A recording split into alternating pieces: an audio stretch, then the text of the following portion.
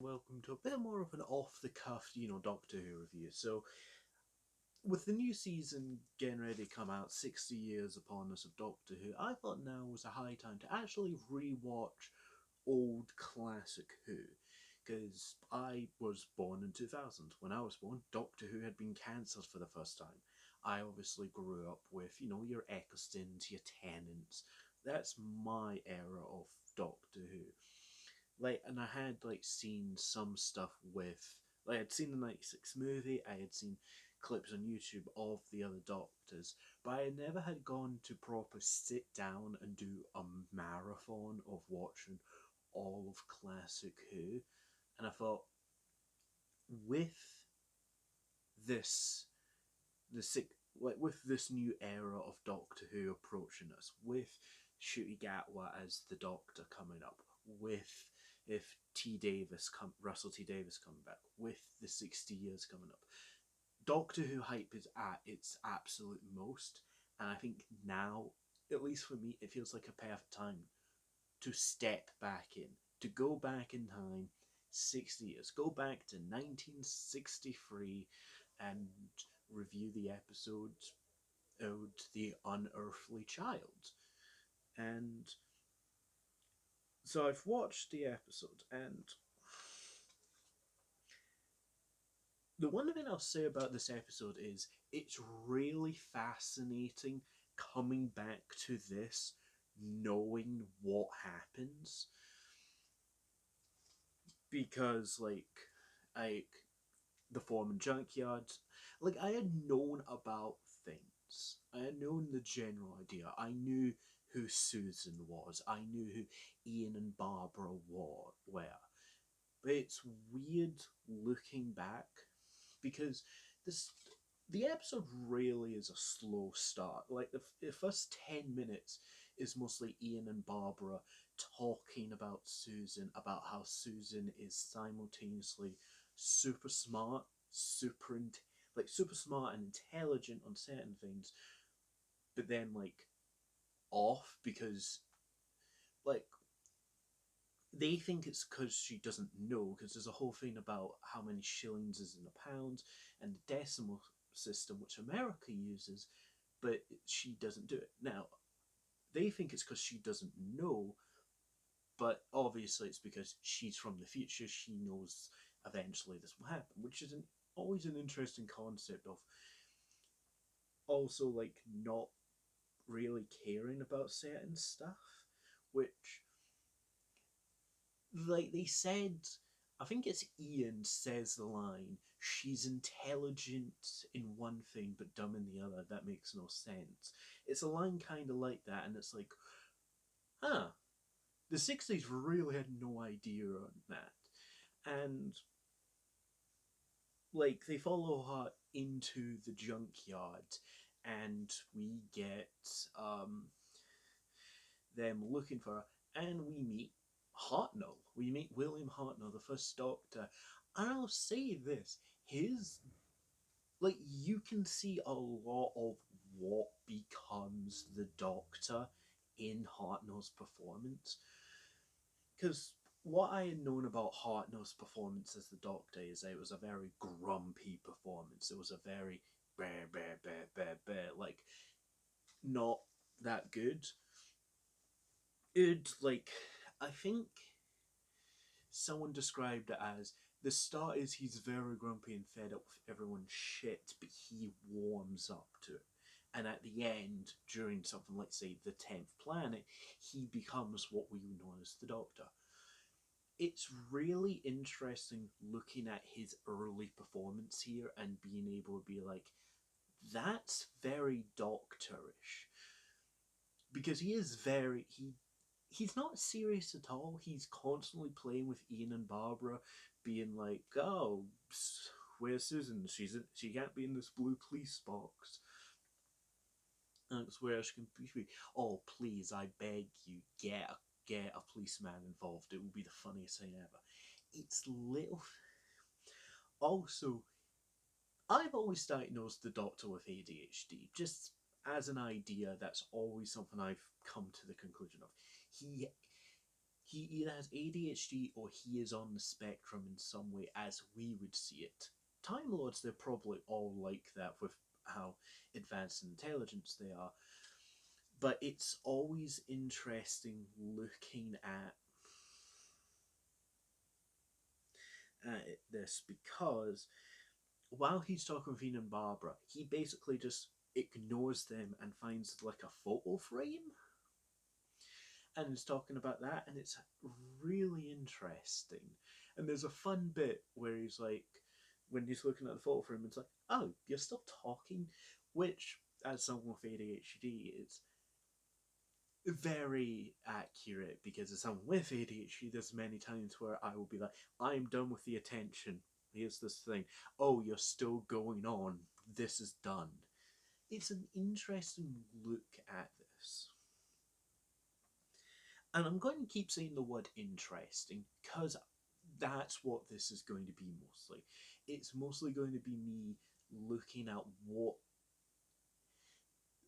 stays part of Doctor Who and what gets flushed away. Because you look at a lot of shows or a lot of things that have lasted as long as Doctor Who, you see so many things that have either stuck or just gotten rid of. Like, I was talking with one of my friends recently about Susan Foreman, about how she would a character like Susan would not exist today with what we are told about the Doctor, about how we can know nothing about the Doctor. If modern Doctor Who tried to say here is a relative of the Doctor in any way, shape, or form, other than a close childhood friend like the Master is, everyone would be like, no, that contradicts everything we know about the Doctor. But Susan's just here. Also, I'm like 90% sure Susan's going to be like the main character of the show for a while because as the Doctor doesn't show up until like 15 minutes into a 24-minute episode. Like, he is not in this first episode for the majority of it. It's mostly about Susan. Also, the whole thing that's called the Unearthly Child is obviously Susan. So it'd be interesting to see how the main character ship of Doctor Who moves from Susan Foreman to the Doctor. I don't know if this is going to be something they realise later on, if it's going to be a subtle thing and they're not going to be tell, or if it's like when he leaves Susan in whenever he leaves her. Like, because I don't know exactly when he leaves Susan, so that's an interesting idea.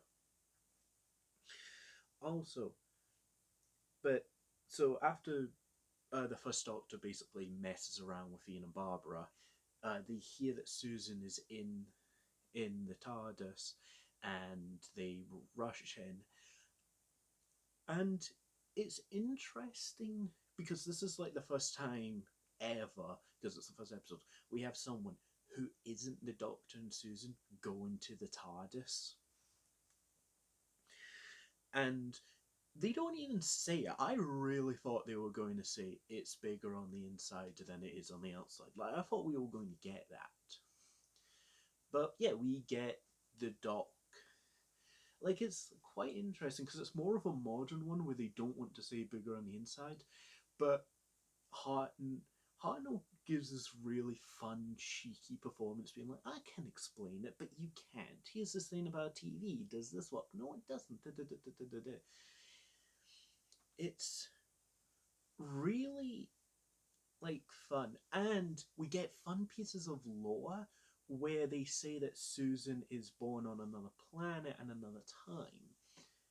And it's interesting because they don't say Gallifrey, because at this point they hadn't really come to the idea of Gallifrey, Time Lords, what the Doctor is. If I remember correctly, isn't the Doctor just meant to be a human from the future at this point? I might be wrong. That'll be interesting. But there's a fun bit that really interests me where the Doctor talks to Ian and Barbara, saying how him and Susan are exiles who can't return to their planet without, and they don't have any friends with them. which they specifically say exile, which with what we later find, with what we later know about in Twice Upon a Time of why the Doctor left, that it's not really making him an exile, but then he also, if I remember correctly, he gets in trouble for stealing a TARDIS. So it's interesting that even back then they're keeping it mysterious. Like we don't know why he left Gallifrey, but like in the 60s they had no idea what all these answers would later on become. But it's very easy to fit in. Yeah, another planet. Susan was born on another planet. Yeah, Gallifrey. She was born at a different time. Maybe I don't know. Gallifrey has always been an interesting thing about, like, is it the Doctor from the future or the past? Because he always just says in Gallifrey, which I've always wondered, is the Doctor born in what we would consider the future of Gallifrey or the past on Gallifrey? Interesting. But even back then, you get Susan kind of, because basically the Doctor's like we can leave Ian and Barbara, but we need to go away because, well, people are going to say we've got this weird police box. Oh, also, one quick small thing I forgot. When Ian and Barbara go into the scrapyard and they feel the TARDIS and it's vibrating, which is just a thing in Doctor Who apparently, if you put your hand on the TARDIS it vibrates. Because I was reading the novelisation of the 96 movie and they mentioned it. But the Doctor, no, sorry, Ian says it's alive, which is like, 10 minutes into the first episode, they already confirmed the TARDIS is alive. Didn't think they'd do it that early, but okay. But yeah, so the Doctor tells Susan that they can leave Ian and Barbara, but they will need to go, and Susan refuses. She stands up to her grandfather, telling her basically, "No, you can't, because I love the 20th century," and he basically says, "You can leave. Fine, I can leave Ian and Barbara, but I'm leaving you as well."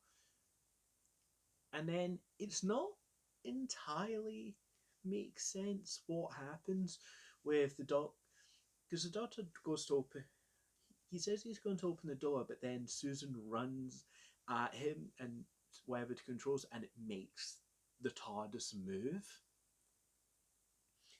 Which, like, I don't know, it might be explained in a future episode that the Doctor had planned to move the TARDIS, and like Susan tried to stop them, but he was too late.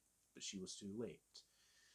And yeah, we get the next episode where they're in a desert and someone's looking at them, and I'm interested to see what moves on from this. One of the things I find really interesting is they show like the Doctor Who opening credits with like the line and the wibbly wobbly thing about how like the cameras look at each other. I think they use that to kind of give a very old 60s version of what the time vortex looks like. Which, yeah, it's always interesting. Also, like, I don't know why I was surprised. I shouldn't have been surprised. But the fact that the TARDIS noise is the same, like, when it does the... I don't know why. For some reason, I thought the TARDIS would be different or something. I don't know. I just was like, they've used the same sound effect for 6 years. That's nice. But yeah, I'm interested to see where this show goes.